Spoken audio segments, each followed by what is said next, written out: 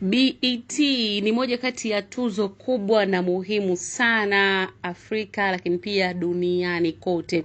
Sasa baada ya nominees wa BET Awards 2026 kutangazwa rasmi, lakini kuna jambo ambalo limeweza kuibuka na kuzua mjadala mkubwa mitandaoni, ni kukosekana kwa jina la star namba 1 Afrika Mashariki na Kati, Diamond Platnumz.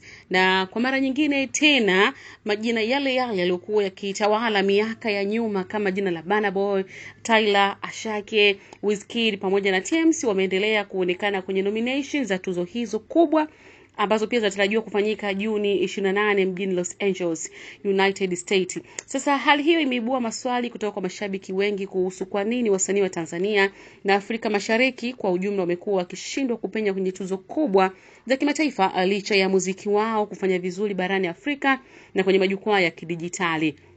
Baadhi ya wachambuzi wa burudani wanaamini changamoto kubwa ni ukosefu wa ushawishi mkubwa wa kimataifa, promotion hafifu nje ya Afrika Mashariki, pamoja na kutokuwa na mtandao mkubwa wa kimuziki katika soko la dunia ukilinganisha na nchi kama Nigeria, South Africa ambazo pia zimewekeza kwa muda mrefu kwenye industry ya kimataifa. Je, wewe unaonaje? Unadhani nini kinakwamisha wasanii wa Tanzania kufika kwenye tuzo kubwa za kimataifa kama Diamond Platnumz, Harmonize, lakini pia mara nyingine Mario na wasanii wengine wakubwa ambao hivi sasa wanafanya vizuri zaidi? Drop comment yako hapo. Kikubwa zaidi usisahau kusubscribe YouTube channel yetu 69 Media Pro, bonyeza alama ya kengele, comment, like na kushare, utakometisha kinyamwezi zaidi. Mimi hapa ni Sami Baby na sign out muda huu hapa. Keep on watching, keep on listening.